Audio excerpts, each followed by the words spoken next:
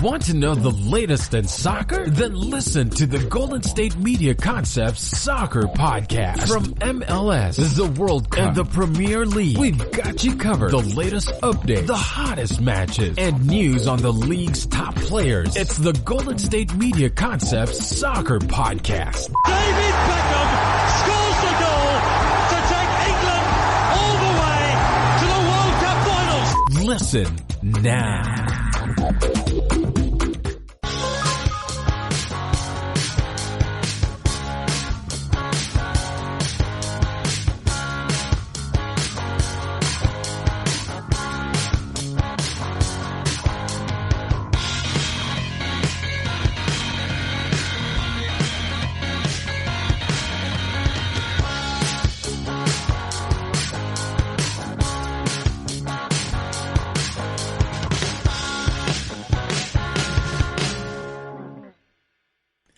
Welcome back to the GSMC Soccer Podcast, brought to you by the GSMC Podcast Network. I'm your host, Sam DeCoste, and I'm very happy to be back with you again, and thank you once again for listening to the show. There's been a lot going on in the news in world football in the past week, and there's no better place to start than Barcelona. But we have a packed show for you today to talk about so much and all the latest news and events happening in world football. Today we're going to talk about the top 10 destinations for Lionel Messi if he actually does leave Barcelona this summer. I'll tell you some of the best locations that he could go to in a possible exit scenario. We'll also talk about some of the smaller stories in world football, including Harry Maguire's arrest in Greece, Zinchenko stopping his wedding to defend his coach, and then we're also going to talk about the transfer rumors that are circulating across Europe at the end of the show, so stay tuned for that. But of course, there is no better place to start in the world than the Camp Nou, where Lionel Messi has dropped a bombshell on the world by telling Barcelona that he wants out and he wants to leave the club and terminate his contract. Lionel Messi has spent his entire professional career with Barcelona, scoring 600 goals in the process, winning 10 La Liga titles and 4 Champions Leagues. Messi had a phone conversation with his new head coach, Ronald Koeman, and they talked on the phone and talked about where exactly Messi sees his future. And Messi says that he sees his future outside of Catalonia, and he informed Koeman on a phone conversation that that is how he feels. Basically, Koeman's first job as manager at Barcelona was to decide what to do with Lionel Messi. His job was to do his best to convince Messi to stay on board and to see out this Barcelona project. And Koeman didn't really convince Messi. Messi admitted that he sees his future elsewhere, and that while he loves Barcelona, that this has been his club for the past 20 years, he's been there since he was 13, he doesn't really see himself staying there, and it's not the ideal finish to a glorified and decorated career. But on this conversation that Messi had with Koeman, essentially, Koeman's attempt to keep Messi in the building, the best that Koeman could do was really tick Messi off and really bottled his job of it. What Koeman told Messi in this conversation is, the privileges in this squad are over, and you have to do everything for the team. I'm going to be inflexible. You must only be thinking about the team. That is the quote that has been looming across all the reports across Europe, especially from Spain and Argentina, what reports are saying. And Messi was infuriated because Koeman, a 57-year-old journeyman manager whose best accomplishment in his career is finishing 6th place with Southampton, is telling the best player to ever walk the earth to say that you need to stop being selfish and shut up. Ronald Koeman told Messi to shut his trap, essentially. And obviously, Messi was very upset by that. And as soon as Koeman said that, Messi knew that he was ready to leave the club and that it was not going to work out. Because I talked about this last show. If you're Lionel Messi, why would you want to stay and play for Ronald Koeman? Barcelona have had a lot of managerial crises over the past few years. Apart from Pep Guardiola, in the late 2000s, early 2010s, the teams that won 2 trebles that steamrolled world football and La Liga alike, after Pep Guardiola, the coaches have not really panned out at Barcelona. Tata Martino saw 1 year before he was sacked. Luis Enrique wanted trouble, but he fizzled out after struggling seasons with the MSN. Ernesto Valverde was sacked in January after horrifying Champions League exits. And then Quique Setién saw about 200 days and quite a few rifts with Lionel Messi in the process.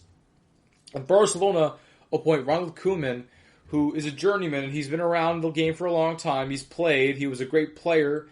And when he has been manager, he's seen stops in the Netherlands, where he coached about 3 clubs.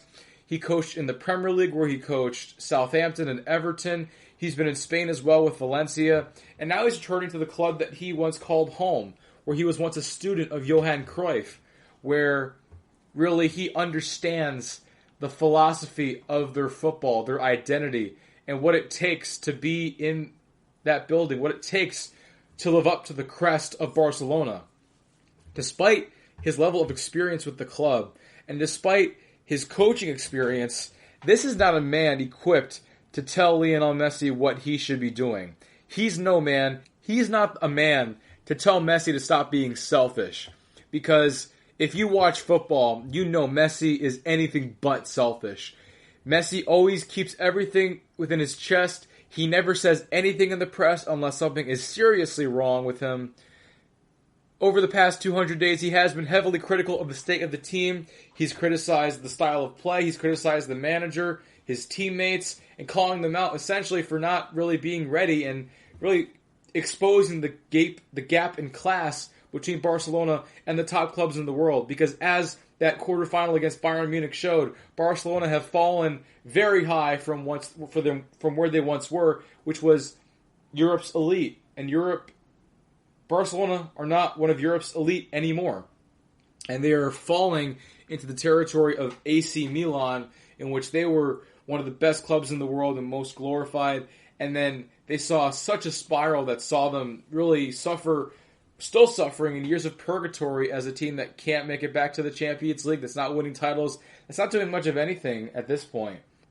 Everything about how Ronald Koeman has handled this Messi situation is messy. It's ugly. It's disgraceful, frankly.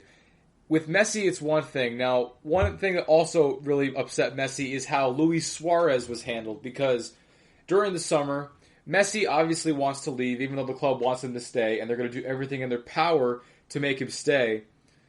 Barcelona have a list of 5 players that they deem unsellable, that they will build their team around in the next era of their club. And that includes Messi, Ter Stegen, Ansu Fati, Ricky Puig, and Marc-Andre Ter Stegen. Besides those 5, anybody else is up for grabs that can leave the club, and anybody can take them. And some will have their contracts just ripped up and torn apart, and Barcelona will not even bother to transfer them. They'll just let them go and tear up their contracts because they are not a part of Barca's future plans.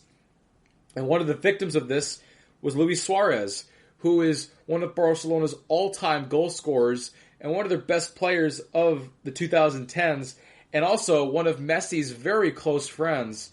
First of all, Messi's already told Luis Suarez that he intends to leave Barcelona and that he wants to have his contract torn up, essentially.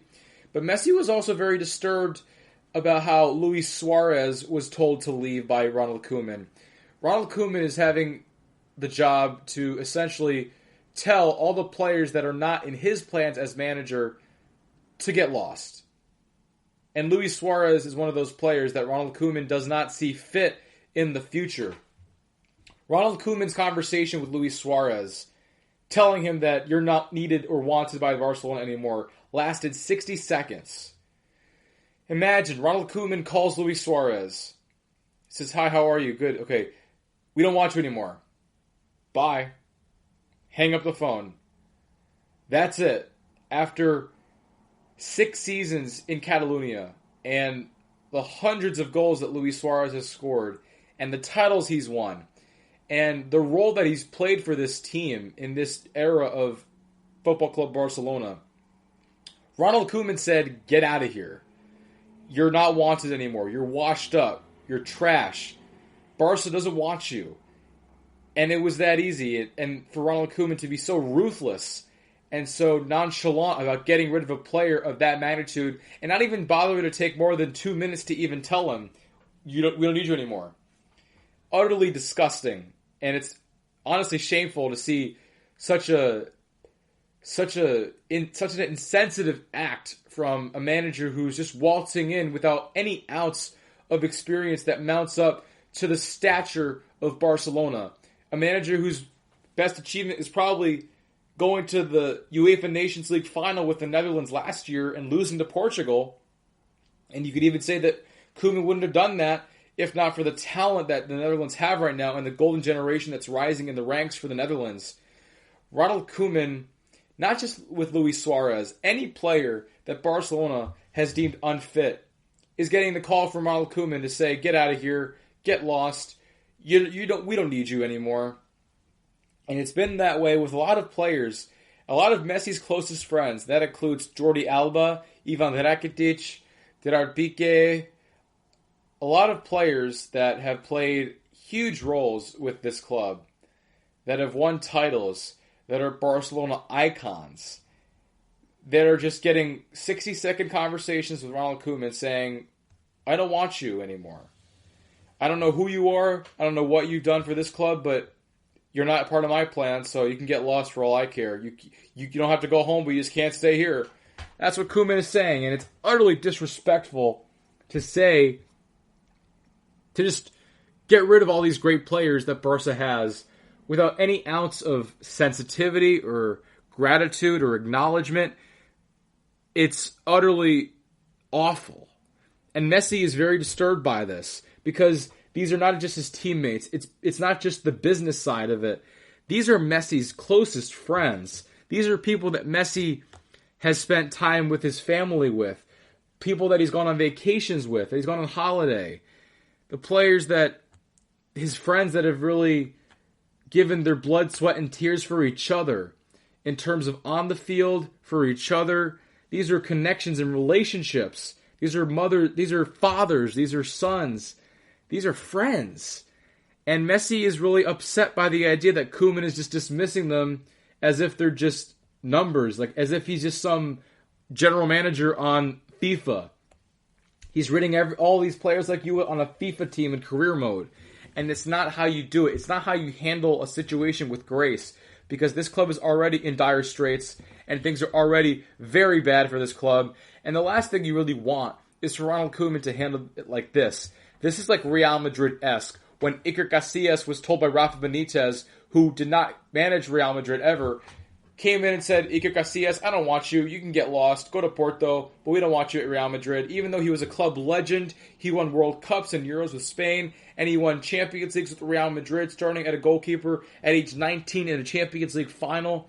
And then Real Madrid sent him off without any real goodbye. Just a press conference in which Casillas broke down in tears in front of journalists. Not his fans, not his teammates. Just a bunch of Madrid journalists saw Iker Casillas go off and say farewell to Madrid, to the place that he called home his entire life. That's what's happening to Barcelona, but worse. Because it's not just Iker Casillas. It's players that have defined this generation of Barcelona. It's Gerard Piqué. It's Luis Suarez. It's Jordi Alba. And you could talk about how they might have fallen off a cliff and how they might not be as good as they used to be. But these are still icons of the club. And Ronald Koeman is saying, get lost. That's not right. And it's unfair that Barcelona has to suffer through this and that Ronald Koeman has taken all of this power and he is just dismissing everybody of significance at this club that he does not see fit for his future plans any longer. It's utterly disgusting. And I don't even understand how Bartomeu and the board have given Ronald Koeman all the power in the world to make all these choices. Because if you haven't heard, Barcelona have handed the reins over to Koeman. They're going all in on this man, and they are saying, do whatever you want with the squad. Here it is, except for Messi, Ter Stegen, Ricky Puig, Ansu Fati. Apart from those 5 players, Barca are saying, do whatever you want. Sell Piqué, cut Rakitic, cut Suarez. You could sign Wijnaldum, you could sign Memphis Depay. Do whatever you want, because you have all the power. We're not going to make any of these choices anymore, because we've made so many bad transfer decisions. Our recruitment strategy has been so poor over the past few years that we're going to let you do this. You're going to take all the blame. You're going to take all the credit. You're going to buy anyone you want. You're going to sell anyone you want. You're going to cut any contract that you want. You can do whatever you want. And who was to say that Koeman has any right? Who gives Ronald Koeman the right to make any of these decisions? Because Ronald Koeman, I've been talking about it all show. I've been talking about it for the past 2 weeks. What has this man done to get this job? What has Ronald Koeman done to get the coaching job of one of the most biggest clubs in the world, Football Club Barcelona? Ronald Koeman has managed Southampton and Everton and Valencia and Ajax and the Dutch national team. And what has he done? 6th place with Southampton, 7th place with Everton, a UEFA Nations League final with the Netherlands. That's great. Good for him. But Barcelona expect more from their managers. And even though he's not qualified, it doesn't matter because Barca offered him the job in January. He didn't take it then because he wanted to take his country to the Euros, and now he's taking the job now because the Euros are much longer away, and it takes some stones to turn Barcelona down twice. And so Koeman accepts the job because who would say no to Barcelona twice? He comes in and he waltzes in like he owns the place. And that's partially because of him. It's also partially because that Barcelona are making him the owner of the place. Barca are giving him the keys to the kitchen, and he can do whatever he wants because Barca have given him total creative control and total power over all football decisions. All sporting decisions are in the hands of Ronald Koeman, the 57-year-old journeyman. It's utterly shambolic, and that really defines the state of Barcelona, that they are handing over the reins to Ronald Koeman. Now, you might say that Real Madrid have done the same thing with Zidane, and that's true, because Zidane has so much power in Real Madrid. He pretty much could buy whoever he wanted last year. He wanted to get Ferland Mendy, he wanted to get Luka Jovic from Frankfurt, he wanted Hazard, he wanted Pogba. He didn't get Pogba, but he wanted him. He wants Mbappe. You could argue that Zidane has that power too, and it's unfair to have that standard, to set that standard on Barcelona while other clubs are doing the same thing. But with Real Madrid, it's one thing to have Zidane have total control, because Zidane won 3 straight Champions Leagues with Real Madrid and a La Liga title, and he won another La Liga title this year.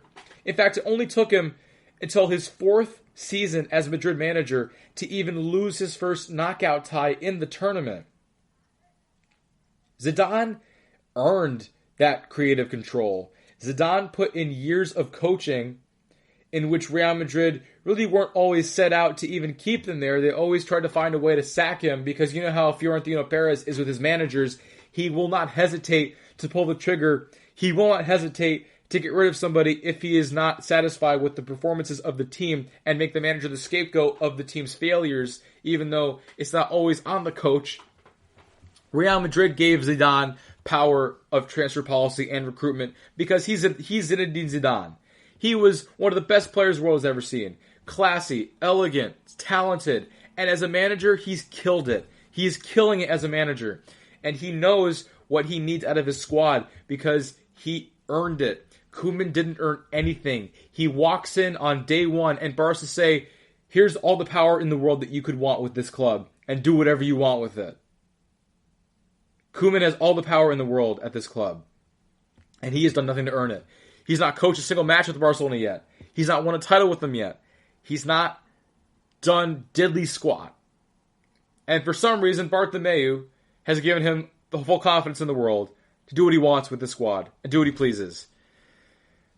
And I understand that I'm getting very fed up, and I'm being very... I'm showing my emotions very clearly that I do not trust the state of the club led by Ronald Koeman. I don't trust that Koeman is the man to coach Barca back into their glory days. And I don't trust that Koeman is the man that has the sense of sporting ability or the eye to dissect talents and say, I want you to come here. Because let's not forget, in this transfer policy that Koeman has instituted, he just wants to bring in all these Dutch players that he managed at the national team level. He's telling Jorginho Wijnaldum, who's 30 years old, to not renew at Liverpool, to come to Barcelona.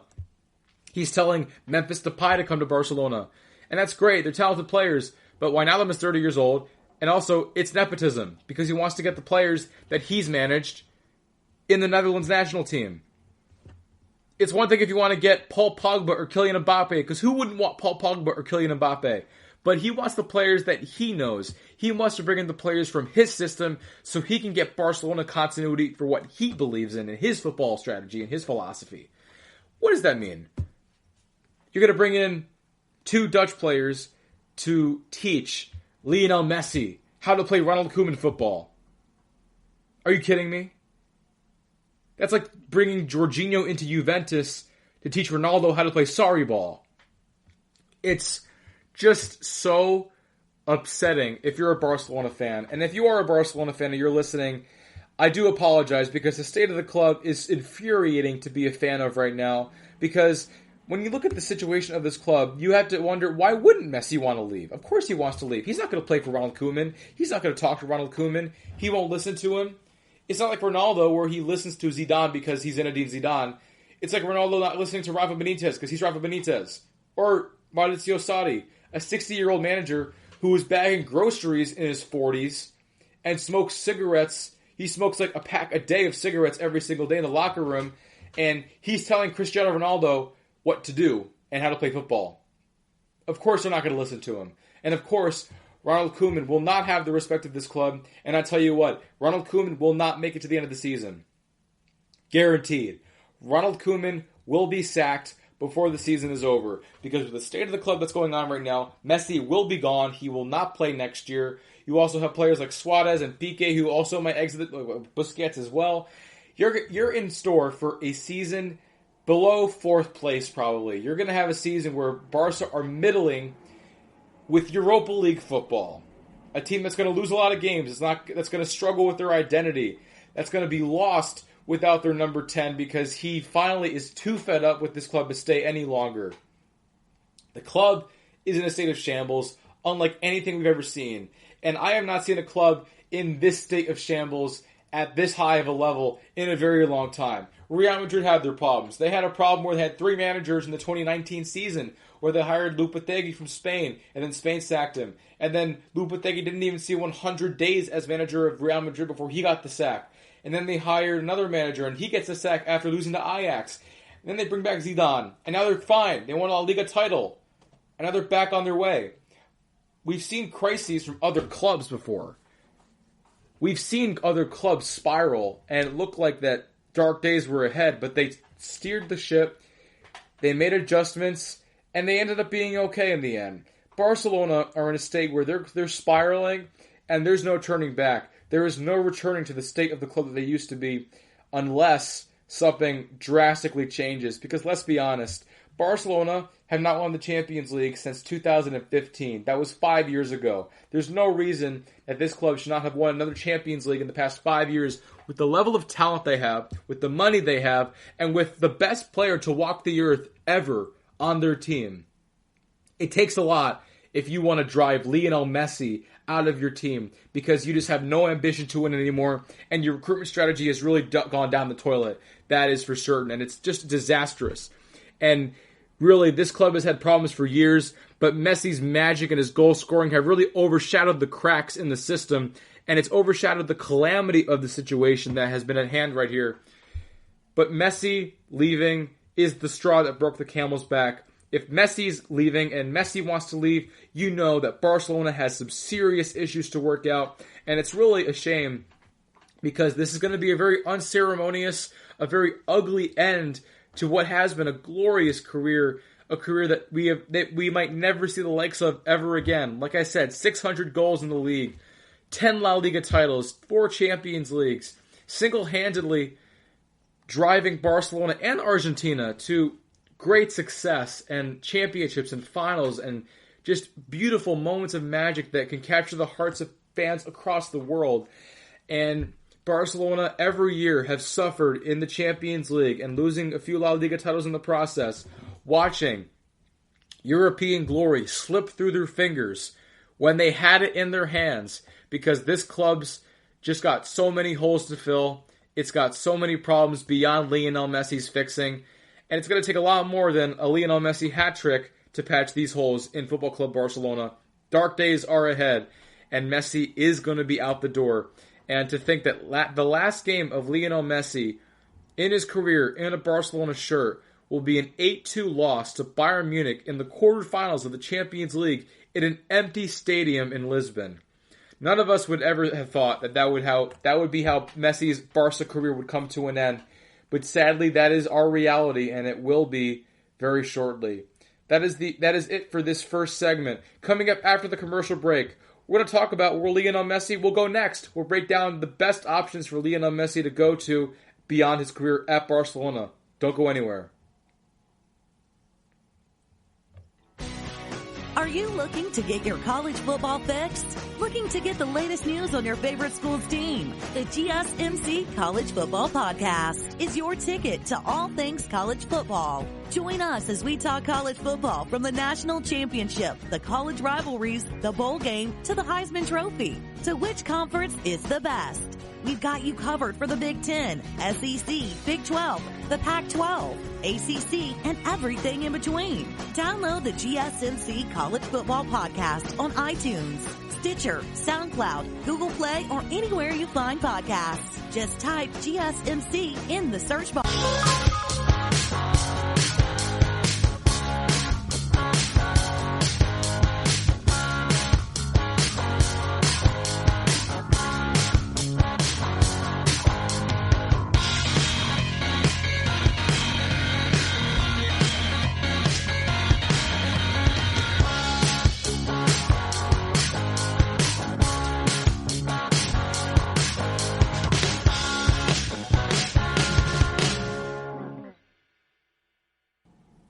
Welcome back to the show. We just wrapped up our first segment in which I went on a very high-energy rant about the state of Barcelona and Ronald Koeman.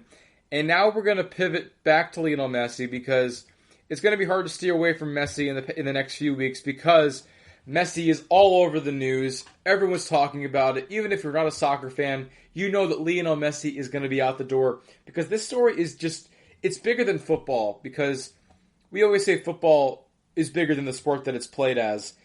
But with Lionel Messi, you're talking about a man who has captured the hearts of millions around the world. He's the reason that many people are even a fan of the game. Personally, I am a fan of football because of Messi. He captured my heart in the World Cup in Brazil when Argentina marched into the World Cup final.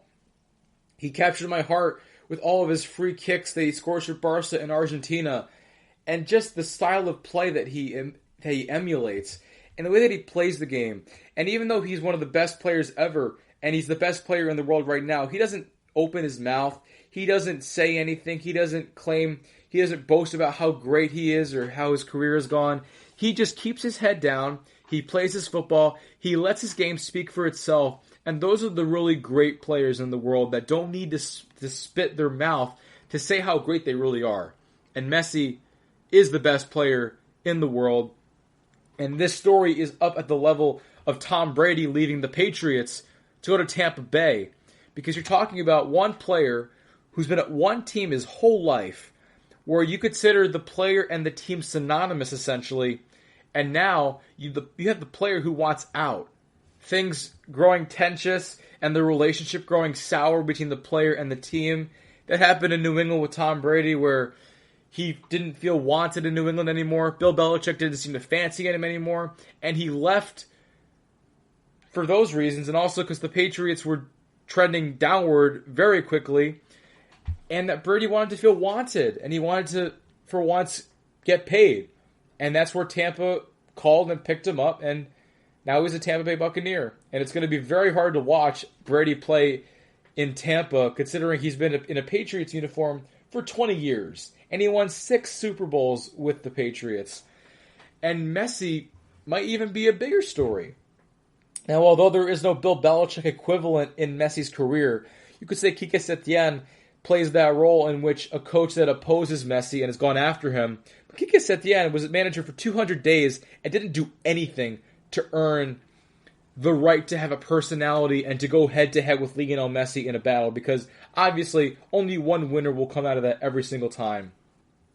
Messi has done everything at the club level for Barcelona. As long as his career has been in Catalonia, he's never openly considered a move out.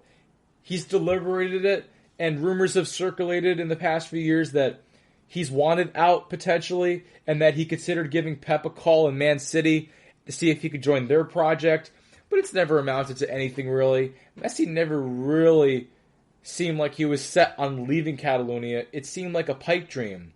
And it's not a pipe dream that any of us want to see come to fruition. It's something that really would signal disaster, or something that's just so unfamiliar and different that we would never want to see Messi play in a different uniform. But sadly, that reality is coming to fruition. Now, while Barcelona are saying that they will accept nothing less than 700 million euros, which is Messi's release clause, for Messi to transfer teams, Messi is making the argument, and he's using his legal team to make the argument that his clause in his contract is not expired yet. And I didn't mention this in the first segment, so let me talk to you about this. Messi has a clause in his contract which states that Messi reserves the right to terminate his contract at his will whenever he wants, if he chooses to, at the end of the 2020 season. Now, the club claim that clause expired on June 30th, when the season ends and the transfer window opens for the summer. Now, this season is a season like no other because COVID-19 has really rocked the world, and it put football to a stop for months. And for Spain, they didn't play La Liga until June, after COVID-19 became a thing in March, and it put the world into lockdown. So Messi and his legal team are trying to make the case that this clause has not expired, and that the end of the season would mark the expiration of the clause, because at June 30th, Barca were in the middle of a title race in Spain, and they were gearing up for what would have been a Champions League deep run in Lisbon, if not for a disastrous 8-2 defeat to Bayern Munich. So that is a heated battle going on right now between Barcelona and Messi and his legal representatives. But essentially, we know Messi wants out. He faxed his club that he wants out. And let's talk about that for a second, because Messi told Barca he wants out over a fax after 20 years there. That's like breaking up with your girlfriend of 5 years over text. You just don't do that. But that speaks to the level of how this relationship has spiraled over the past few years, because Messi does not get along with the board. He does not get along with the president. People are clamoring for Bartomeu to resign, for him to be sacked, for a vote of no confidence, for an emergency board meeting, because there's just so many moving parts in Barcelona, and so many disastrous decisions have been made, and Messi wants no part of it anymore. So Messi hypothetically could stay at Barcelona this year, because Barca will insist and argue that if Messi is to leave, someone will have to pay 700 million euros to the release clause to get him out. But no one's going to buy Messi out, because 700 million euros would breach financial fair play regulations, and no club has that much money. Not even PSG or Manchester City have that much money in their pockets right now to buy Lionel Messi, because already Icardi has been bought by PSG permanently for $60 million. You have Manchester City, you've already spent almost $60 million on Ake and Torres. Messi is not going to get a transfer if Barca stick to their word. But Messi, what he could do, because he doesn't want to play for them, obviously, maybe Barca cave in and they let him get his transfer wherever he wants, because no club wants a player who doesn't want to be there, because that escalates into a problem in the locker room where you have a player who's pouting, who clearly doesn't want to be there. And that's the last thing that Barcelona want, is a player who does not want to be there, especially not Lionel Messi, because if the best player in the world doesn't want to be at the club, then nothing is going to function. Messi will not give his all to the team, and Barca will crumble and spiral. So maybe Barca give in to that, and maybe they let him go, and maybe they open up to transfer negotiations and they get a big fee for him, but not the 700 million, because that's just impossible. No club has that much money, and no club will have that much money. You could also say that if Barca do stick to their word and they refuse to let Messi go, and no $700 million bids come in because that's way too expensive, then maybe Messi sits a year out. Maybe Messi doesn't play the whole year, plays his contract out, doesn't pick up a pen the whole year to negotiate his contract. His contract runs up, and then he can sign with anybody he wants for free, and Barcelona would get nothing in return. And if Barcelona let Lionel Messi go, and his contract is in fact terminated, or he runs out his contract, and Barca get no compensation for it, then Josep Bartomeu is the worst president in football history. That you have Lionel Messi in your building, and he is so upset, and he's so infuriated by the state of the club, that he would leave for free. That he would just terminate his contract and rip it up in front of the board, in front of the fans. Then that really speaks to the level of how this club has just fallen to rock bottom. This is absolute rock bottom. But enough about Barcelona.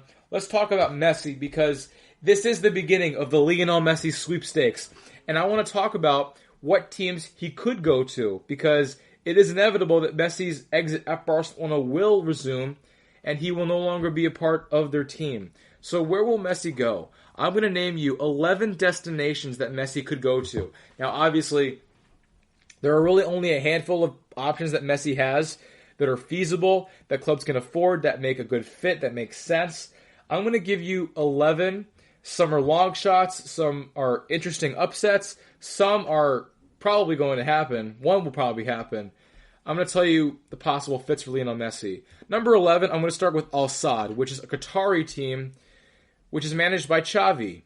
And really, that's the only reason that Al Sadd is on this list, because obviously playing in Qatar is not ideal, and it's not going to salvage Messi's career. It's not going to extend it. It's not going to make him a better player. It's not going to make it better at all.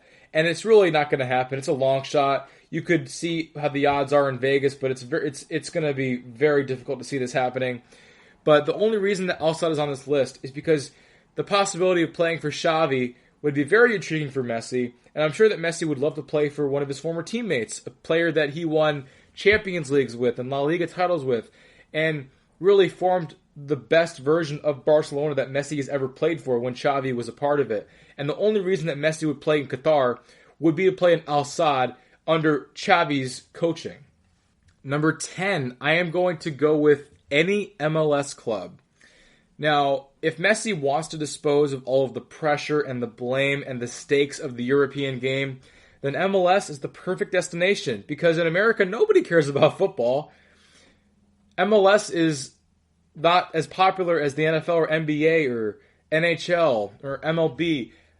MLS is not going to be as high stakes. He will not have NYCFC fans clamoring Messi for poor performances and blaming him for a 7-0 loss to New York Red Bulls in a Hudson River derby. The stakes are not that high for Messi, and he can enjoy his football. He can go to America. He can live in America and live a luxurious pre-retirement lifestyle.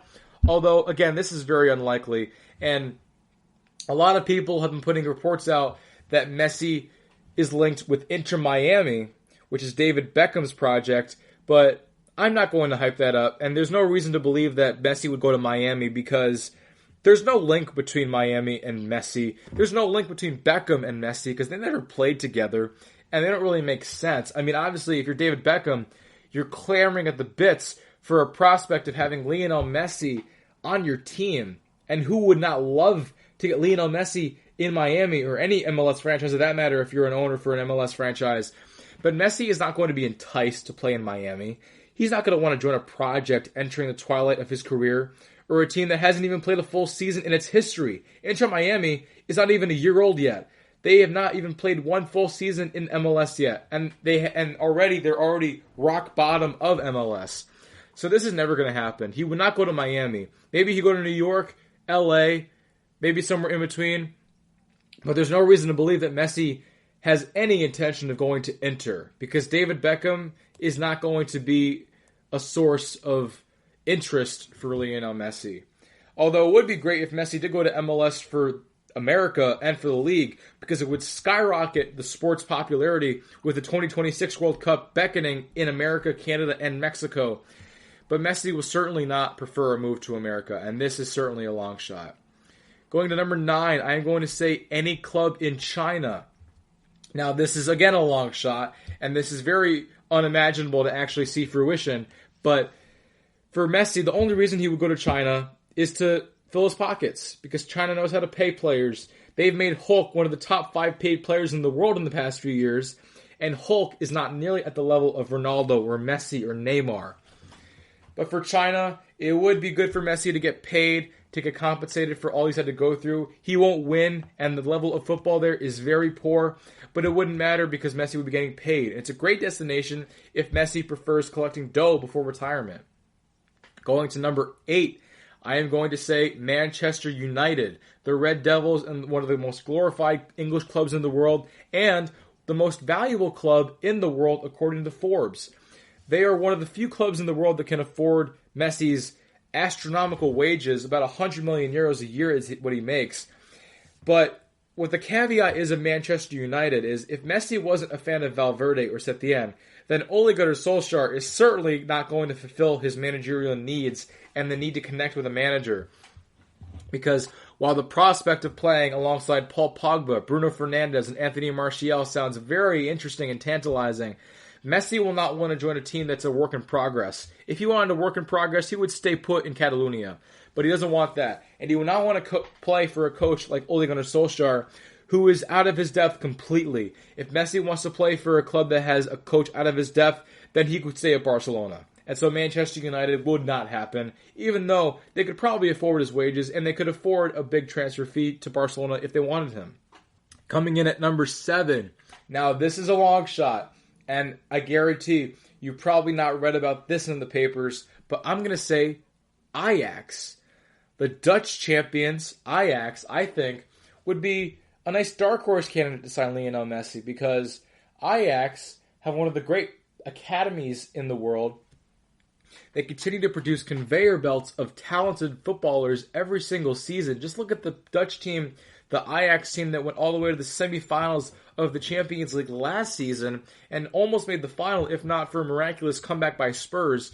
You have a team that knows how to play football the way Messi would love it. They have some very talented players there. It's the Netherlands, so he would still be playing a high enough level of football that would have him ready for the 2022 World Cup. He would be playing Champions League football, competitive Eredivisie football every single weekend. And who knows, maybe he could link up with Luis Suarez and they could make a tag team in Amsterdam at Ajax. Just saying. Probably won't happen, but it's fun to think about. Maybe Messi going to Ajax. Number 6. Now we're getting into the real contenders for Messi's signature. I'm going to go with Inter Milan. There are a number of reasons that Inter is a viable candidate to get Messi's signature. First of all, Inter's former president has publicly explored the possibility of signing Messi. And while that seemed implausible many years ago, it seems more plausible now, and it seems like it could definitely happen. And also, although this might not be a part of Messi's decision, it could renew the Ronaldo-Messi rivalry where Juventus and Inter go head-to-head every single year, where they're going head-to-head for the Scudetto and for the Golden Boot, especially with Juventus crumbling right now as well. Maybe Inter have a chance to pounce and win their first Scudetto in the past 10 years. Not to mention Serie A is a very high level of football, and Messi would certainly be able to keep up with a competitive footballing lifestyle if he went to Italy, because that is one of the most competitive leagues in the world. Not to mention that Javier Zanetti, his countryman, is director of football at Inter, and he would certainly prefer playing for him than Eric Abidal or Josep Bartomeu. Although what makes this a little strange is that he would be a misfit in a system led by Antonio Conte, because Messi is not necessarily an Antonio Conte player.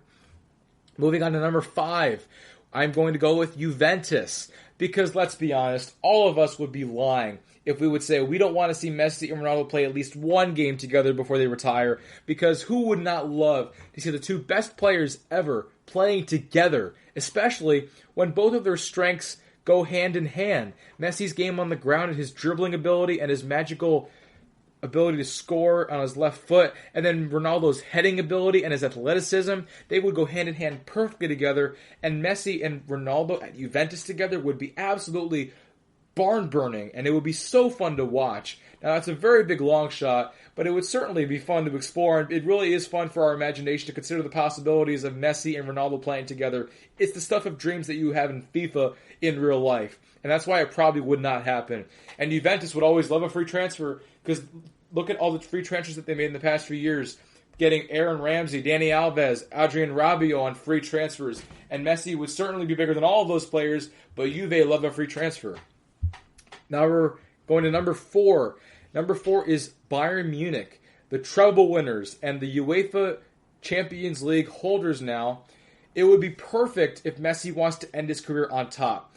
That being said, it would be kind of like a Kevin Durant signing with the Golden State Warriors situation where you have a player leaving a contending club to go to the best club. It'd be like, if you can't beat the best, just join the best. If you can't beat them, join them.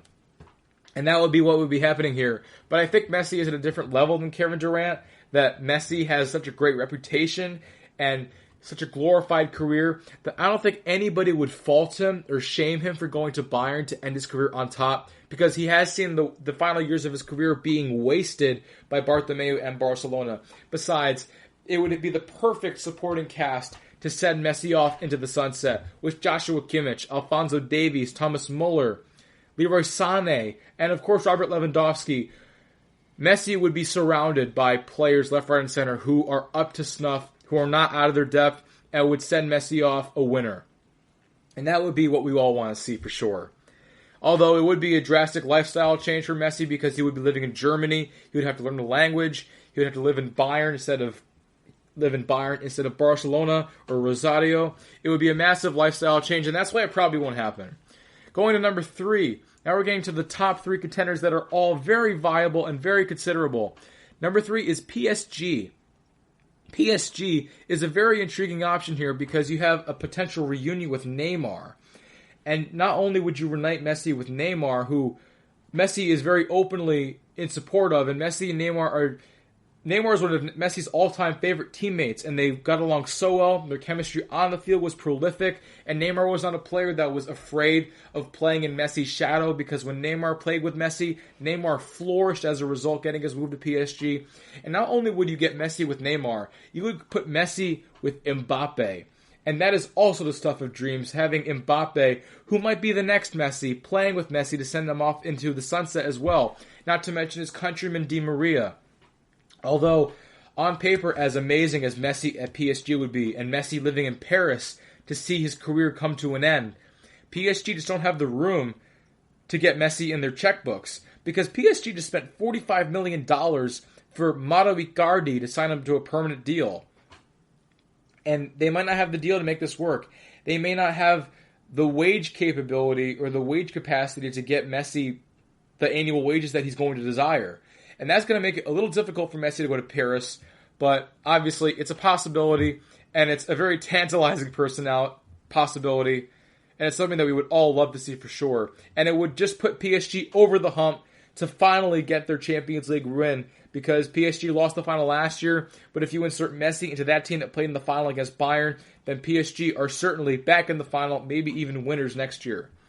Number 2, I am going to go with Noel's Old Boys, and that would be Messi's hometown team of Rosario. And this would be the most noble and romantic option, because you would be going back to your hometown in Argentina, the land that you play for, your country, playing for your hometown, the team that you signed for at 6 years old and a lifelong supporter of.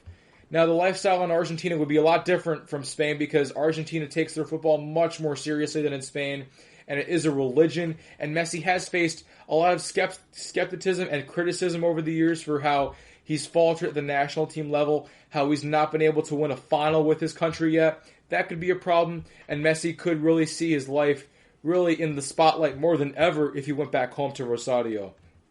But I think you all know what my number 1 is. The number 1 destination for Lionel Messi is, of course, Manchester City. It's the most natural fit for Messi to end his career on a high.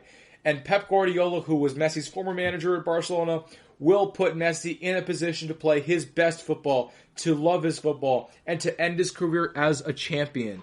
It's a chance for Messi to get along with his manager once again, because Messi wants to play for a manager that he wants to play for. He doesn't want to play for Ronald Koeman or Quique Setién.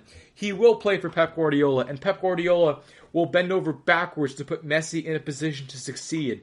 Not to mention Messi playing with Kevin De Bruyne, Raheem Sterling, his countryman Sergio Aguero, and one of his closest friends, Bernardo Silva. This team is loaded. And although Manchester City also crashed out in the Champions League, Manchester City are over the hump in a team with Lionel Messi in it. Plus, it plugs in a David Silva-sized hole in the starting 11, and Messi can slot right in. Alright, that is my top 11 teams for Messi to sign for in the case that he leaves Barcelona this summer. And I promise you, this story will develop in the coming days, and I will update you on this show the minute that we have more news on the Lionel Messi transfer saga of the summer. Coming up after the commercial break, it's time to talk about some loose ends in the world's game, including Harry Maguire's arrest in Greece and Juventus' third kit, which is very bold indeed. Don't go anywhere. Tired of searching the vast jungle of podcasts? Now listen close and hear this out. There's a podcast network that covers just about everything that you've been searching. Hey! The Golden State Media Concepts Podcast Network is here. Nothing less than a podcast bliss with endless hours of podcast coverage. From news, sports, music, fashion, cooking, entertainment, fantasy, football, and so much more. So stop lurking around and go straight out to the Golden State Media Concepts Podcast Network. Guaranteed to fill that podcast itch. Whatever it may be. Visit us at www.gsmcpodcast.com. Follow us on Facebook and Twitter, and download us on iTunes, SoundCloud, and Google Play.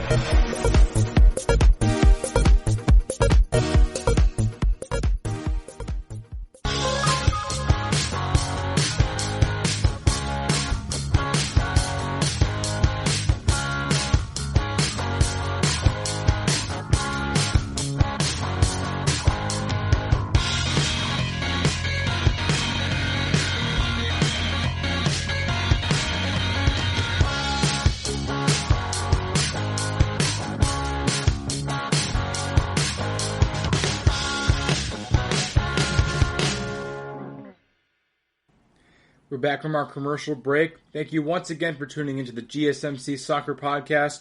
I'm your host, Sam DeCoste. It's time to really pivot over from Barcelona now because we've talked about them for 50 minutes now. And while there's a lot to talk about in Catalonia, it's time to move on because it's time to talk about some of the loose ends that need to be covered in world football. Stories that aren't deserving of 20-minute segments, but a collective collection of stories that should be talked about a little bit. Let's talk about Harry Maguire, who is the captain of Manchester United, who has just been convicted of assault in Greece on his holiday. Essentially, it's a very complicated story, and I highly suggest you read about it because it's very complicated, complex, and a little disgusting and shocking as well. So basically, Harry Maguire was on holiday in Greece, and he was found guilty by a Greek court on multiple charges of aggravated assault, resisting arrest, and attempted bribery. And he was sentenced to 21 months and 10 days in prison. Now, the sentence was suspended for 3 years while legal challenges play out. So, Harry Maguire will not be behind bars next season. He may be down the road after 3 years when this legal dispute has been played out. But for now, Harry Maguire will not be charged. He will not be behind bars during the 2021 season. But he was arrested along with his friend and his brother. Now, in his defense, one of the things that he said in the Greek court to defend what he did, actually, first I should tell you what he did. Now, essentially, Maguire noticed that his sister was stabbed with a suspicious substance and passed out, and then got into an altercation with some police about it. And Maguire tried to use his celebrity and his wealth to bail himself out of trouble. He said, "Do you know who I am? I am the captain of Manchester United. I am very rich. I can give you money. I can pay you. Please let us go." So that falls into resisting arrest from the police. And he also clearly attempted bribery. He tried using his celebrity to get out of trouble, and he tried to bribe them for his stature of his celebrity. And Maguire's defense has refuted this happened. And one thing that Maguire's defense has insisted is that, this is a quote directly from Harry Maguire. He said, "3 things cannot be hidden: the sun, the moon, and the truth." Now that's a very corny quote to use for a defense in court, and it's certainly a stupid one, and it's not going to help Harry Maguire's case. Although the truth is very ambiguous at this point, and we don't really know exactly what happened. It's a very complex issue, and the truth is very blurry at the moment.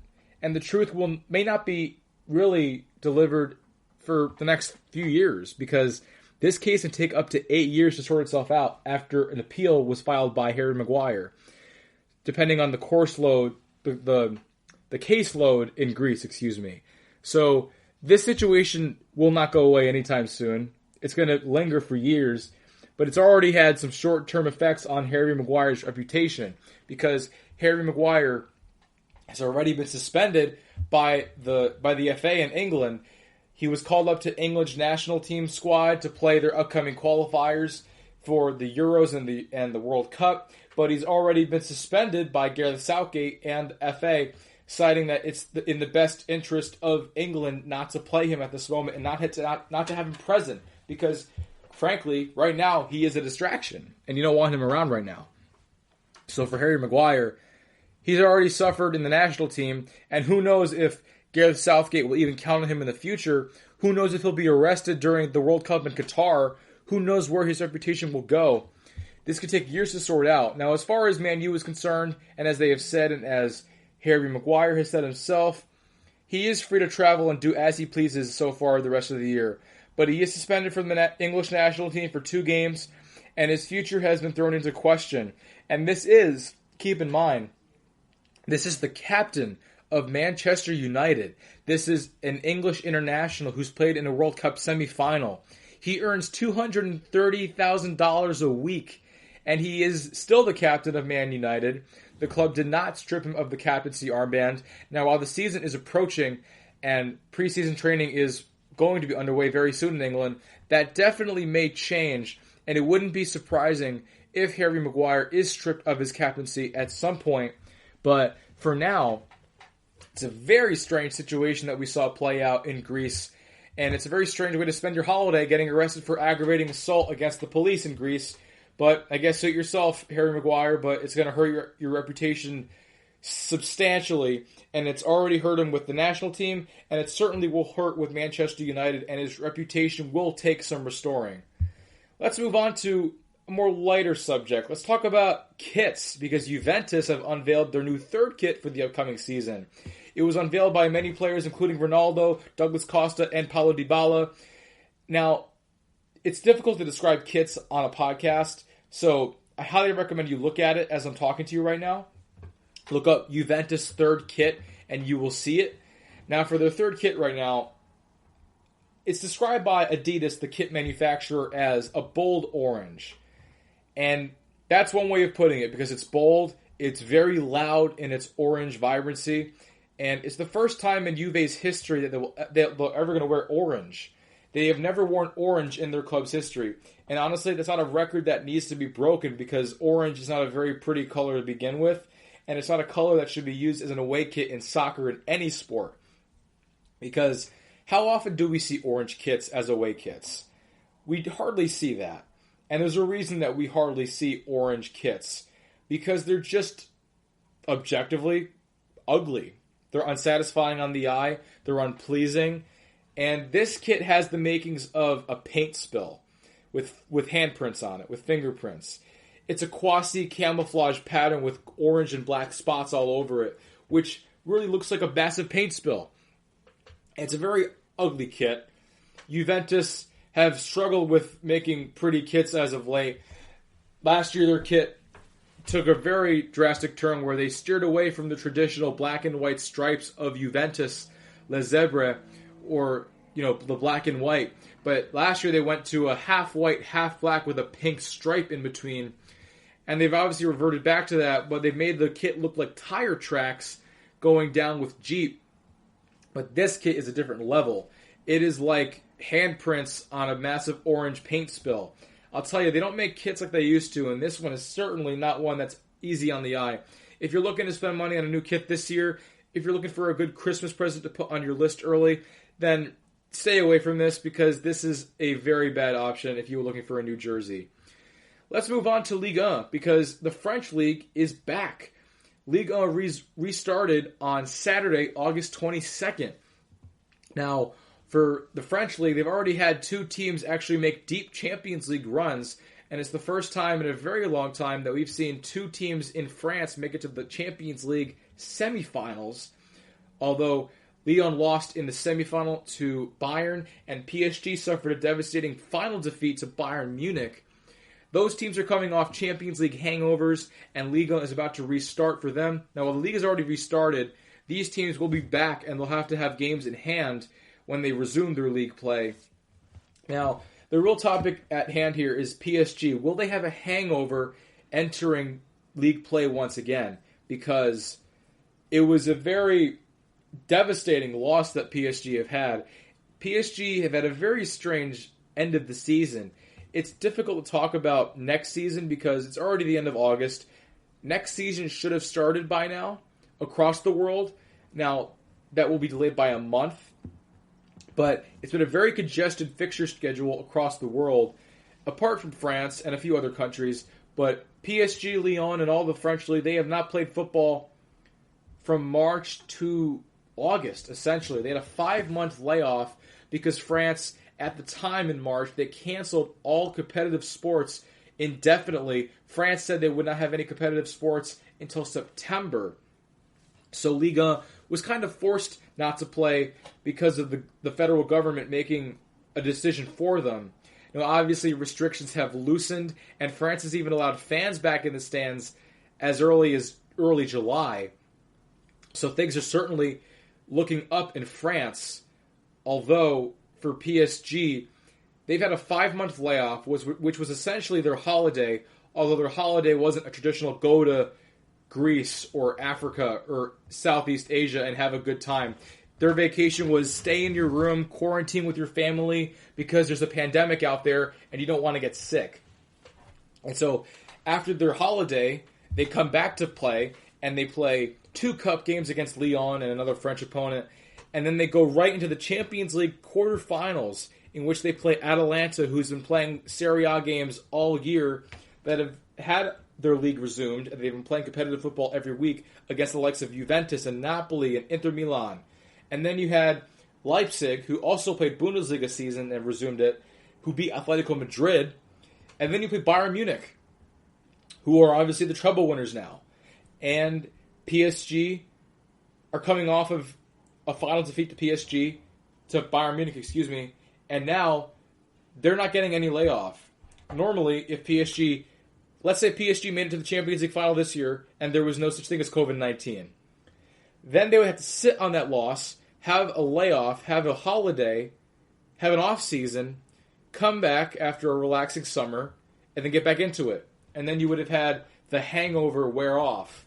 But for PSG, the hangover is fresh, and it is not gone away yet. The memory and the feeling of defeat in the Champions League final is still with them. They have not forgotten about it by any means. And with the league restarting again, you have to wonder, would PSG get off to a slow start? Will they struggle out of the gate? Will it get into their heads that they've just lost a major final? And is it going to be difficult for them to bounce back so quickly? It's going to be very interesting to watch how PSG bounce back, because how quickly can they bounce back after having a 5-month layoff, playing Champions League knockout games in just one leg, and then jumping right into a new season with the extra pressure of having to overcome their final defeat and the extra pressure of trying to get back to the final of this year and finally get their Champions League crown. There's a lot of moving pieces in Paris, and it's very interesting as to how this season will play out for PSG. And you have to wonder how it will go for the Parisians and if they can get off to a fast start. Because if they get off to a slow start, PSG could be in for a long season. They have won 7 of the last 8 titles in the French league, and they are still massive favorites. They still have loads of talent. They have Neymar, Mbappe, Di Maria, and they have so many great players. But who knows? We have seen stranger things happen, and PSG are coming off a devastating final loss. They're coming off a major hangover, and it's difficult to get back to the Champions League final any season. But it's even more difficult when you don't have a layoff to get over it. They will not be able to just get over it in the summer. They'll have to get over it within a few days and let the final loss just shrug off their shoulders. They won't be able to shrug off the defeat until they're playing games again. Moving on. Let's talk about the Champions League a little bit more, because reportedly, UEFA are openly considering modifying the format of the Champions League to just one-legged affairs permanently.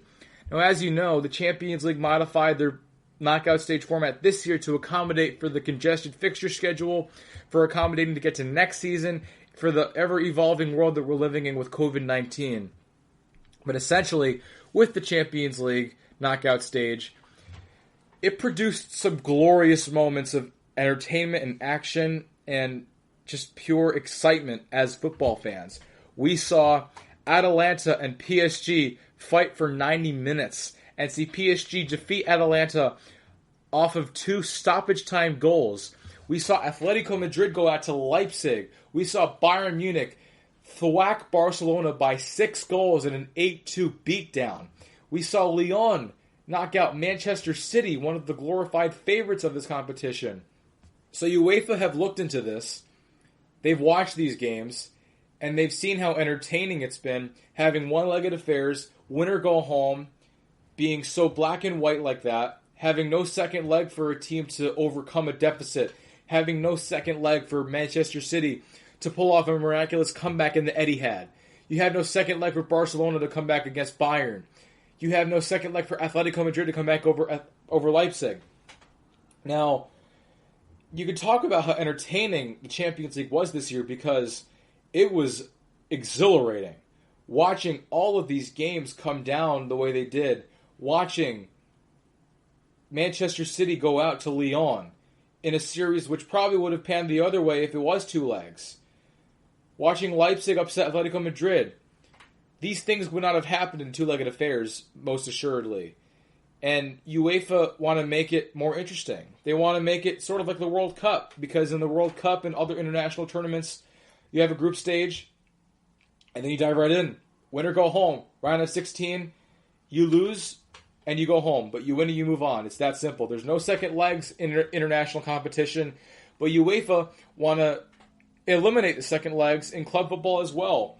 And admittedly, I think that's a huge mistake. I think as entertained as I was during the Champions League this season, there's no way that the Champions League is better off without the second leg. Just think about all the memories that come from the second leg of a Champions League fixture. And you don't even need to think back that long ago to just realize how amazing second legs can be and how much they can produce. Let's go back to last year. Barcelona and Liverpool. We know what happened in the first leg. It was in Barcelona. Liverpool lose 3-0. Could have been 4-0 if not for a Dembele howler at the end of the game. But then Liverpool somehow come out and win 4-0 and move on to the Champions League final where they end up winning the competition. That would not be made possible if UEFA got rid of a second leg. Just that year as well, the second semifinal produced an equally great comeback between Ajax and Spurs.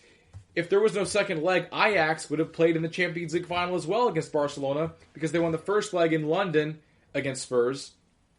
And then Spurs came back in the second leg in Amsterdam, and Lucas Moura scores a hat-trick and sends Spurs into the Champions League final and not Ajax. Those are 2 of the greatest comebacks that the world has ever seen in this sport, and they're 2 of the most entertaining nights in European history. And UEFA would be axing those, and those moments would never happen if not for a second leg. And that has to be a part of football. The second leg produces moments of magic. And there's more events like Manchester City and Spurs playing that second leg in Etihad, where City won 4-3 on the night, but Spurs won on away goals, and the drama of VAR, the drama of Ronaldo's hat-trick against Atletico Madrid. The Champions League, while second legs do favor the more talented teams because one-legged affairs give every team a chance to come out on top, and you could say maybe UEFA is encouraging this so that the underdogs have a better shot of going farther in the tournament, and that's what encouraged Leipzig and Lyon to make semifinal runs. And as great as that is, you want the best teams at the end of the competition. Because does UEFA really want Lyon and Leipzig in the end of the Champions League? I think they would prefer to have Bayern. And obviously they have Bayern and PSG. But I think if you had the choice between Manchester City and Lyon or Atletico Madrid and Leipzig, the choice is obvious. You're going to pick the better teams every time. You want to have the most entertaining contests every single game. And the semifinals, while the story of Lyon and Leipzig was so fascinating, nobody wanted to watch Lyon Bayern or Leipzig PSG. It made for a very pedestrian and average semifinal pool this year, and made for some boring football. After the quarters, there was not much to write home about in terms of entertainment in the Champions League. What you want is to have second legs. Besides, if they did axe the second leg, how exactly would UEFA determine who gets to play at home in that one leg? Would it be whoever finished the group stage with more points? How would you determine who has home field advantage in the Champions League? Would you have another neutral venue like you have with Lisbon? That's a lot of logistical concerns that UEFA would have to sort out, but I hope, for the competition's sake, for entertainment's sake, that the Champions League stays put and they just keep the second legs. They make the one-legged ties a thing of the past, a thing with an asterisk next to it because of the season of COVID-19. Let's revert back to what makes football so special. Those two-legged affairs, those European nights where you have one night in one stadium and the other in the other, and have opportunities to produce these moments of magic and these comebacks, because that is what football is all about after all. All right, last story I want to talk about. Let's talk about Alexander Zinchenko, the left back, Manchester City from Ukraine. He's been in the news for the wrong reasons, for his wife, because Zinchenko has just gotten hitched. Congratulations to Zinchenko. But his newlywed, Vlada Zidane, who is a journalist, ripped into Guardiola and his tactics after Lyon's upset win over Manchester City in the Champions League. Zidane scathed Guardiola in a scathing review, blaming him for their defeat, talking about his tactics and his team and his player choices, saying that Guardiola is at fault and he is to blame and he needs to be out of Etihad to make City win again. And it forced Zinchenko into a very difficult position between a rock and a hard place. He had to choose between his newlywed and his team, and he had to interrupt his own wedding just to talk about this and to put this to bed, put this story to bed, and to put a statement out. And this is what Zinchenko said. First of all, I didn't say anything bad or judgmental about our tactics, so don't confuse my words, please. I was explaining that as we players understand the effect tactics have and how, given we have such a great experience, we can adapt to the tactics we are given. On the night we lost to Lyon, but that doesn't mean the manager was wrong to try. If you have seen my interviews in the past and the way how I talk about our manager, then you believe me. He is number one. Second, about my wife. Although she is a journalist, she is also a fan. During the whole season, she was traveling with us for all away and home games because she is a massive City fan. In the video, you could see her emotions straight after the game, and she gave an opinion like all fans do because she wanted us to do better. We totally understand now that she doesn't post on social media because she is my wife, but she is not trying to make a journalist's opinion on the manager of the team. She was simply reacting to her disappointment as a fan. I'm writing to you right now from the bottom of my heart. And instead of enjoying that unbelievable moment in my wedding, I have to do this because I can't skip it and leave it at that. I hope you understand. Pretty disastrous moment for Zinchenko, having to interrupt his wedding just to defend the words that his wife uttered about his coach and his job. But it seems to have been sorted out. So good for Zinchenko. Congratulations on getting married. That is it for this segment. Coming up after the break, it's time to talk about the latest transfer rumors across the world. Stay with us. This is your ultimate stop for everything sports. The Golden State Media Concepts Sports Podcast. Should I say more? From the NFL, MLB, the NBA to MMA, it's all in here. The Golden State Media Concepts Sports Podcast. Listen now.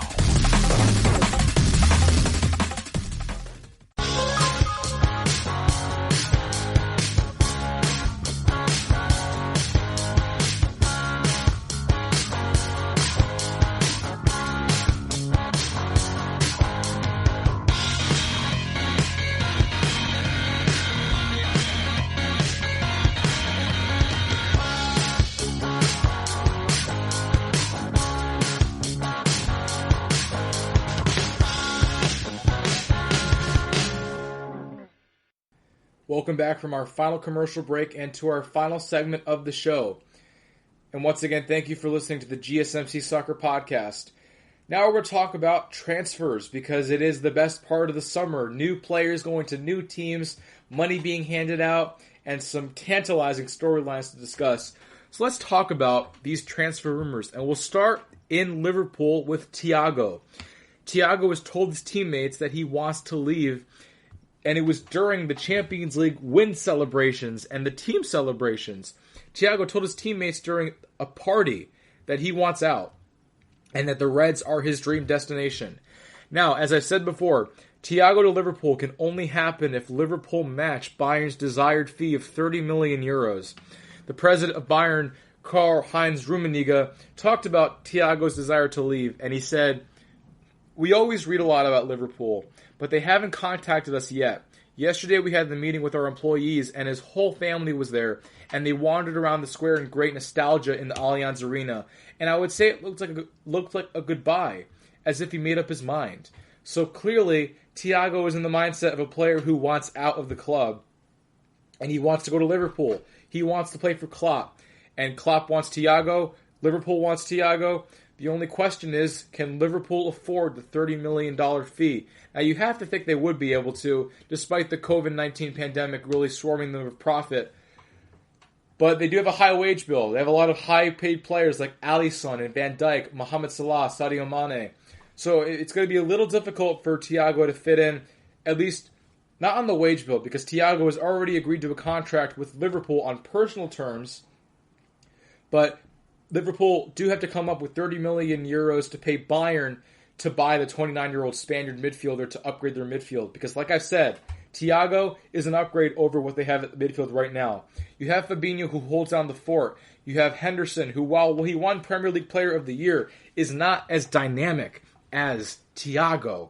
Neither is Naby Keita, who Liverpool thought would pan out like Thiago, or hoped he would, but he's not panned out like they thought he would, and the injuries have also cost him as well.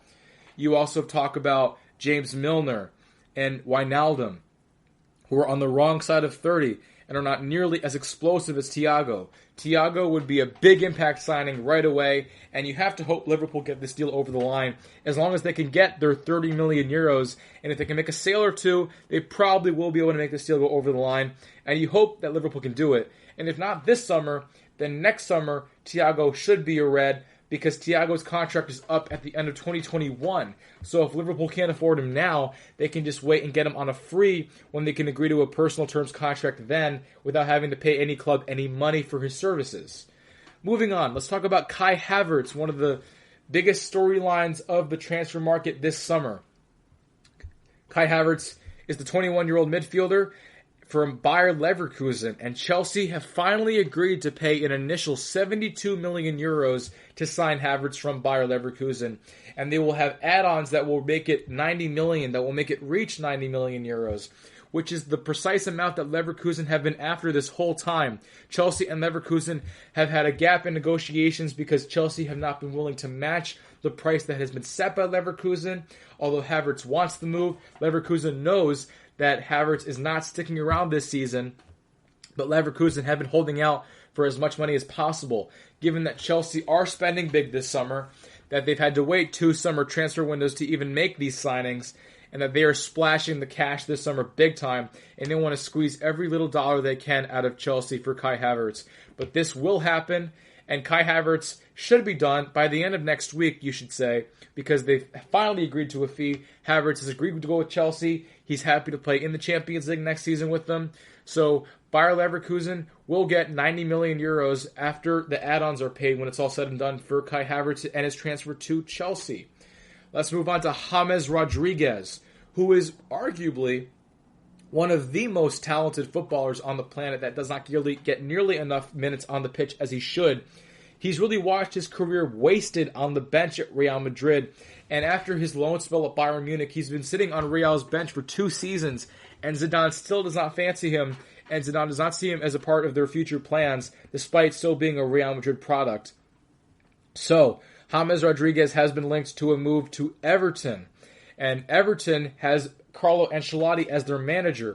And Ancelotti was the Real Madrid manager that bought James Rodriguez following his prolific performance in the World Cup in Brazil with Colombia, after he scored the Puskás winning goal in the round of 16 in the World Cup round of 16. Reports suggest that Ancelotti is keen on reuniting with James at Everton, who he also coached at Real Madrid and Bayern Munich, because even when Carlo Ancelotti left Real Madrid and was sacked and was hired by Bayern, Ancelotti pulled the trigger to get James on a loan deal for 2 years and got the most out of James in his time in the Bundesliga. Now, a loan is very possible because Real Madrid will ask for a lot of money for James, although offloading his wages will lift a big burden off of Real Madrid's wage books. But a permanent move is also on the table. And for the sake of James Rodriguez, you really hope that this move gets over the line and that James can get a permanent move to Everton and go to Merseyside. Because for James, his career has been dwindling down. He's already 29 years old. He's watched the prime of his career go by without really doing anything. And he needs to be on the pitch, and Everton will give him time. He will be with a manager who believes in him, which is crucial for James at this point of his career if he is to salvage what is left of it. Moving on, Ben Chilwell, the English left-back from Leicester City, has undergone a medical with Chelsea, and he is now a Chelsea player. He will make €190,000 a week in London, and he's signed a 5-year contract with the Blues. And it is a transfer which has gone through for only €50 million. Now, this transfer has been in the works for a very long time this summer, and Leicester City have been very stubborn about their asking price, setting a price at $80 million for the services of Ben Chilwell. And obviously no club in the world is going to pay €80 million for Ben Chilwell, not even Chelsea, even though they have the money to do it. But for Ben Chilwell, Leicester City have dropped their price, and Chelsea and Leicester have finally agreed to a deal to sign Ben Chilwell, and Leicester get $50 million for him. Chilwell and Chelsea have agreed to a personal contract, and Chilwell is officially a Chelsea player, and he will play left back for them, and he will most likely replace Marcos Alonso because he has fallen out of favor with Frank Lampard at manager. So you have to think that Chilwell will fill the hole at left back for Chelsea. More Chelsea news. Chelsea have also signed the former Parisian Thiago Silva, and they have agreed to a 2-year contract on a free transfer. The 35-year-old Brazilian is coming off a prolific career in PSG, but he's coming off a Champions League final defeat to Bayern Munich. Thiago Silva has reportedly been offered a deal with Fiorentina as well, which he has repeatedly denied. But Thiago Silva is officially in London, he is officially a Blue, and he is a Chelsea player. And he will fit in right alongside Ben Chilwell, who is their also new signing. And you will have Thiago Silva playing probably alongside Rudiger and Azpilicueta and the center back competition, although Thiago Silva will be 37 years old by the time that his contract with Chelsea is up. So you have to wonder, how good of a player are Chelsea getting with a 35-year-old coming off of a Champions League hangover? We will have to see about that. Moving on, Luis Suarez, who is one of Barcelona's players that they are trying to offload in this summer of transition. Ajax threw their hat in the ring for Luis Suarez, as have PSG now. PSG are looking to sign Luis Suarez on a free because it's looking very likely, more and more likely each day, that Barcelona will not even sell Luis Suarez. They will not even accumulate a transfer fee for him for one of their most expensive players of all time. They will instead terminate his contract entirely and let Luis Suarez sign anywhere on a free transfer. Now, for the sake of PSG, it would be beneficial for them to sign him on a free, given that PSG have already spent €60 million on the permanent stay for Mauro Icardi, who was also, mind you, an unused substitute in the Champions League final. And Luis Suarez would slot right in. You would have Neymar, Suarez, and Mbappe as a front three with Di Maria and Icardi coming off the bench for a very deep and powerful forward line. And Luis Suarez would fit right into PSG because although he's 33 years old, the Uruguayan, he still has plenty left to give. Moving on, we're going to talk about Pedro very briefly, the former Chelsea player. He has signed a free with Roma. The Spaniard, who is one of the winningest players in history with Barcelona and Chelsea, and was a part of Spain's heyday back in 2008 to 2012 and started in the World Cup win over the Netherlands. Pedro is now going to Roma to really kickstart the pre-retirement stage of his career and end his career playing in Rome, beautiful city of Rome. Next is Weston McKennie. He has been announced as a transfer to Juventus for 20 to 30 million euros, and he will be presented as an initial loan with an option to buy for the Turin Giants. He's been heavily linked to Southampton and Newcastle, as well as Hertha Berlin in the Bundesliga. McKenzie, of course, is an American international, and he's played for Schalke for a few years, and he's getting a big move now from a club that was contending for top 4 in Germany to a team that is assuredly a champion in every competition they play in Italy with Juventus. And McKennie, it's going to be difficult for him to get playing time, especially with Andrea Pirlo as manager now, especially with a very loaded midfield that is still very weak despite having a lot of players at the position. Next is Gabriel Jesus, who Barcelona have identified as the ideal replacement for the talisman Luis Suarez. Barcelona have already inquired to Manchester City about the Brazilian's availability, although Manchester City are keen on keeping Jesus despite his struggles to stay on the field and his finishing abilities. Although for Barcelona, it would be very ideal to sign Gabriel Jesus, given that he is 10 years younger than Luis Suarez right now, and it would be a great upgrade in terms of age and potential for the striker position, given that Barcelona are in a full rebuild right now, and they are trying to fill as many positions as possible with plenty of players on the wrong side of 30, and Luis Suarez is certainly one of them. Final transfer rumor is Edin Dzeko, the Bosnian striker who is one of the most underrated strikers in the world, mind you. Juventus are looking to replace Gonzalo Higuain with Edin Dzeko, who currently plays for Roma. Pirlo wants a man who can hold the ball up well, with Dybala and Ronaldo already in the fold, who are great finishers. He wants somebody who can hold the ball up, waiting for the runs of Ronaldo and Paulo Dybala to make a cross or to put a nice pass in them to set up for some goals for Dybala and Ronaldo. And Dzeko would be keen on the move. Juventus would be keen on the move, but they would have to pay Roma a decent fee, considering that Juventus have a habit of spending a lot of money on the Serie A's best players to mitigate their competition in the league. And given that this year Juventus are weaker than ever, Roma will certainly ask every penny out of Juventus they can if they do insist on getting the signature of Edin Dzeko. That is the last transfer rumor I have to discuss with you today, and that is it for the GSMC Soccer Podcast today. That is all the time we have. That is all I have to talk to you about today. Once again, thank you for listening to the GSMC Soccer Podcast, brought to you by the GSMC Podcast Network. I'd like to ask before you go, please remember to subscribe to the show and write a nice review for us because that helps us so much. Also, if you can please follow us on Facebook, Twitter, and Instagram. Until Monday, I bid you adieu. You've been listening to the Golden State Media Concepts Soccer Podcast, part of the Golden State Media Concepts Podcast Network. You can find this show and others like it at www.gsmcpodcast.com. Download our podcast on iTunes, Stitcher, SoundCloud, and Google Play. Just type in GSMC to find all the shows from the Golden State Media Concepts Podcast Network, from movies to music, from sports to entertainment, and even weird news. You can also follow us on Twitter and on Facebook. Thank you, and we hope you have enjoyed today's program.